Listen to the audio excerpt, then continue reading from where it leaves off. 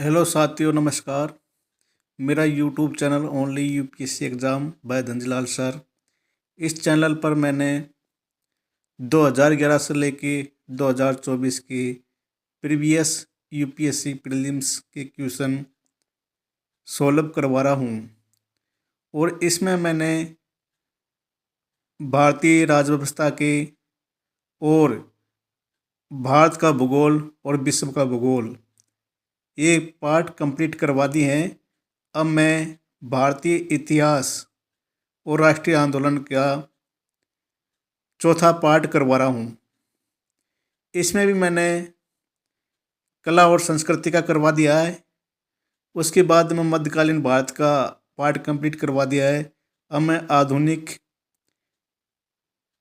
Part second करवा रहा हूँ, जिसमें ये जो महात्मा गांधी है वो दक्षिण अफ्रीका से 1915 में इंडिया में आए हैं। उसके बाद में जो भी हलचल हुई है, जो भी आंदोलन हुआ है, उनके बारे में मैं आपको यूपीएससी प्रीलिम्स के प्रीवियस क्वेश्चन पढ़ा रहा हूँ।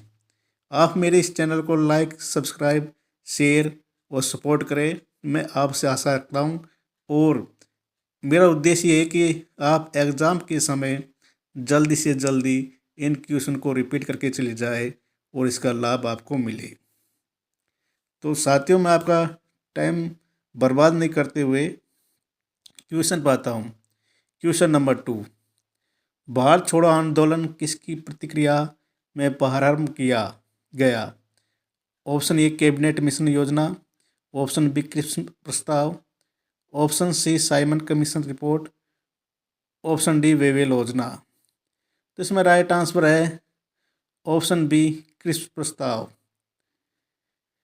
इनकी हम घटना का समय देख लेते हैं। तो कैबिनेट मिशन है योजना वो 1946 में आया था और साइमन कमीशन रिपोर्ट 1930 में दी थी और वेवेल योजना 1945 में से संबंधित है। और भारत छोड़ो आंदोलन 1942 में शुरू हुआ था, तो इसलिए क्रिप्स प्रस्ताव की प्रतिक्रिया के विरुद्ध हुआ था भारत छोड़ो आंदोलन। क्वेश्चन नंबर 1, रोलेट एक्ट का लक्ष्य था? ऑप्शन ए युद्ध प्रयासों को अनिवार्य आर्थिक समर्थन, ऑप्शन बी बिना मुकदमा चलाए बंदी बनाना और मुकदमों की सुनवाई संक्षिप्त प्रक्रिया दोबारा, ऑप्शन सी खिलाफत आंदोलन का दमन, ऑप्शन डी प्रेस स्वतंत्रता पर प्रतिबंध लगाना। तो इसमें राइट आंसर है ऑप्शन बी बिना मुकदमा चलाए बंदी बनाना और मुकदमों की सुनवाई संक्षिप्त प्रक्रिया दोबारा करना। इसे हम काला कानून भी कहते हैं और इसी के विरोध में जलियांवाला बाग हत्याकांड हुआ था। क्वेश्चन नंबर, इसे काला कानून क्यों कहते हैं कि इसमें आदमी को बिना बताए ही गिरफ्तार कर लिया जाता था और उस पर गुप्त रूप से मुकदमा चलाया जाता था, इसलिए इसे काला कानून कहते हैं।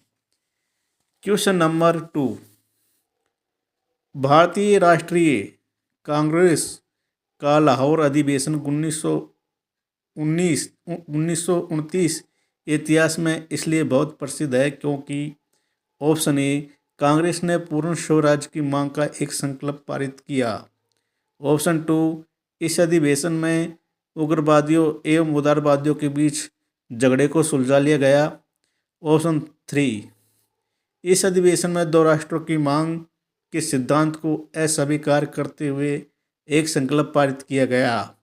युवृत कथनों में से कौन सा सही है? तो इसमें राइट आंसर है ऑप्शन ए, और जो ऑप्शन 1 है वो सही है। कांग्रेस ने पूर्ण स्वराज की मांग को एक संकल्प पारित किया, जो कांग्रेस ने पूर्ण स्वतंत्रता की मांग का एक संकल्प पारित किया, इसलिए भारतीय राष्ट्रीय कांग्रेस का लाहौर अधिवेशन इतिहास में इम्पोर्टेंट है। एक बार हम देख लेते हैं। नेहरू समिति की रिपोर्ट को निरस्त घोषित कर दिया गया। इस अधिवेशन में भारत पूर्ण स्वराज के प्रस्ताव के अनुसार कांग्रेस ने संविधान में स्वराज शब्द का अर्थ पूर्ण स्वतंत्रता या पूर्ण स्वराज होगा। इसे ही अब राष्ट्रीय आंदोलन का लक्ष्य निर्धारित किया गया और राव नदी के तट पर जवाहरलाल नेहरू द्वारा भारतीय स्वतंत्रता का प्रतीक तिरंगा झंडा फहराया गया। क्वेश्चन नंबर 3, 1939 में कांग्रेस मंत्रिमंडल ने 7 प्रांतों में त्यागपत्र दे दिया था क्योंकि ऑप्शन ए, कांग्रेस अन्य 4 प्रांतों में मंत्रिमंडल नहीं बना पाई थी। ऑप्शन बी, कांग्रेस में वाम पक्ष के उदय से मंत्रिमंडल का कार्य कर सकना असंभव हो गया था। ऑप्शन सी, उनके प्रांतों में बहुत अधिक सांप्रदायिक अशांति थी। ऑप्शन डी, उपरोक्त कथनों में ए, बी और सी में से कोई सही नहीं है। तो इसमें राइट आंसर है ऑप्शन डी, इन तीनों में से कोई भी सही नहीं है, क्योंकि कांग्रेस मंत्रिमंडल ने 1939 में से 7 प्रांतों में त्यागपत्र इसलिए दिया क्योंकि अंग्रेज़ों ने कांग्रेस को बिना बताए ही द्वितीय विश्व युद्ध में भारतीयों की जन भागीदारी की आज्ञा दे दी थी। अर्थात द्वितीय विश्व युद्ध में भागीदारी तय कर दी गई थी, जिससे दुखी होकर उन्होंने इस्तीफा दे दिया। क्वेश्चन नंबर 4, 1932 में महात्मा गांधी ने मरण पर्यंत उपवास प्रधानतया इसलिए किया कि ऑप्शन ए, गोलमेज सभा भारतीय राजनीतिक आकांक्षाओं को संतुष्ट करने में असफल हुई। ऑप्शन बी, कांग्रेस और मुस्लिम लीग में मतभिन्नता थी। ऑप्शन सी, रैमजे मैकडोनाल्ड ने सांप्रदायिक अधिनिर्णय कम्युनल अवार्ड की घोषणा की। ऑप्शन डी, इस संदर्भ में उपयुक्त ए, बी तथा सी कथनों में से कोई भी सही नहीं है। तो इसमें राइट आंसर है ऑप्शन सी, रैमजे मैकडोनाल्ड ने सांप्रदायिक अधिनिर्णय की घोषणा की। 16 अगस्त 1932 को कम्युनल अवार्ड की घोषणा हुई थी। इस समय महात्मा गांधी जी अरवदा जेल में थे और इसके विरोध में वो जेल में ही आमरण अनशन पर बैठ के अर्थात मृत्यु तक भूखे रहेंगे। फिर मालवीय जी, पंडित मदन मोहन मालवीय, राजेंद्र प्रसाद आदि के प्रयासों से गांधी जी व डॉक्टर अम्बेडकर के मध्य 24 सितंबर 1932 को पुनः समझौता हुआ और इसके कारण दलितों की राज्य विधानसभाओं में और केंद्रीय विधानसभाओं में सीट बढ़ा दी गई। क्वेश्चन नंबर 1, भारतीय स्वतंत्रता आंदोलन के काल के संदर्भ में नेहरू रिपोर्ट में निम्नलिखित में से किसकी अनुशंसा की गई थी। ऑप्शन ए, भारत के लिए पूर्ण स्वतंत्रता। ऑप्शन 2, अल्पसंख्यकों हेतु आरक्षित स्थानों के लिए संयुक्त निर्वाचन क्षेत्र। ऑप्शन 3, संविधान में भारतीयों के लिए मौलिक अधिकारों का प्रावधान। निम्नलिखित कोटों के आधार पर सही उत्तर चुनिए। तो इसमें राइट आंसर है ऑप्शन बी।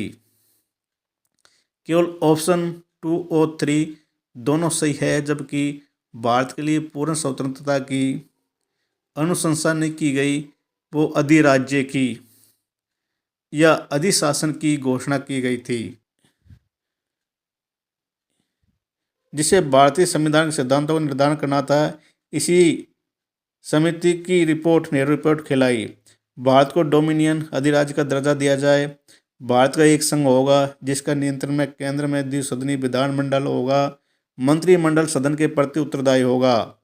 वायसराय की स्थिति संवैधानिक मुखिया भर की रहेगी, मतलब वो निर्णय नहीं लेगा, वो मंत्रिपरिषद की अनुसार निर्णय लेगा। सांप्रदायिक आधार पर पृथक निर्वाचन मंडल अस्वीकार कर दिया गया। नागरिकता को परिभाषित करने के साथ साथ मूल अधिकारों को भी प्रतिपादित किया गया। तो मतलब ये नेहरू रिपोर्ट की अनुशंसा थी। क्वेश्चन नंबर 2, भारतीय स्वतंत्रता आंदोलन के संदर्भ में उषा मेहता की ख्याति क्या थी।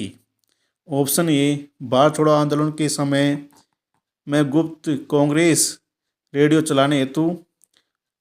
ऑप्शन बी, द्वितीय गोलमेज सम्मेलन में सहभागिता हेतु। ऑप्शन सी, आज़ाद हिंद फौज की एक टुकड़ी का नेतृत्व करने हेतु। ऑप्शन डी, पंडित जवाहरलाल नेहरू की अंतरिम सरकार की गठन में सहायक भूमिका निभाने हेतु। तो इसमें राइट आंसर है ऑप्शन ए, भारत छोड़ो आंदोलन के समय में गुप्त कांग्रेस रेडियो चलाने हेतु। उषा मेहता ने भारतीय स्वतंत्रता आंदोलन में सक्रिय भूमिका निभाई और स्वतंत्रता के बाद वह गांधीवादी दर्शन के अनुरूप महिलाओं को उत्थान के लिए प्रयासरत रही थी।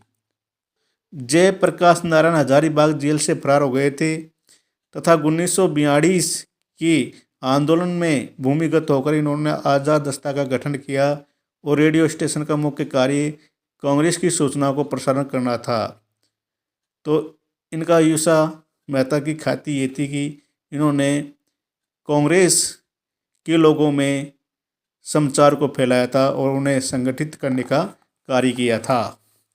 क्वेश्चन नंबर 3, 1942 के भारत छोड़ो आंदोलन के संबंध में निम्नलिखित में से कौन सी एक टिप्पणी सत्य नहीं है।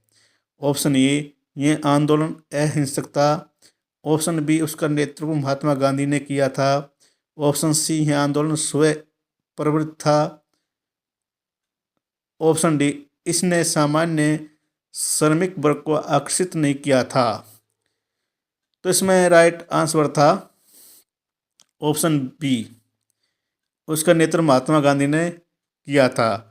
ये कथन सही नहीं है, बाकी तीनों कथन सही है। और ये जो भारत छोड़ो आंदोलन किसकी प्रतिक्रिया के विरुद्ध हुआ था? क्रिप्स प्रस्ताव की प्रतिक्रिया के विरुद्ध हुआ था। और क्योंकि जब भारत छोड़ो आंदोलन 1942 में हुआ था उस समय गांधी जी को एक दिन पहले ही जेल में बंद कर दिया गया था, इसलिए इसका मतलब पूर्णतः है नेतृत्व महात्मा गांधी ने नहीं किया, इसलिए ए ऑप्शन बी है वो गलत है। क्वेश्चन नंबर 4, खेड़ा के किसानों के पक्ष में महात्मा गांधी के सत्याग्रह संगठित करने का क्या कारण था? ऑप्शन ए, अकाल पड़ने के बावजूद प्रशासन ने भू राजस्व की उगाही स्थगित नहीं की थी। ऑप्शन 2, प्रशासन का यह प्रस्ताव था कि गुजरात में स्थायी बंदोबस्त लागू कर दिया जाए। ये उपरोक्त में से कौन सा कथन सही है?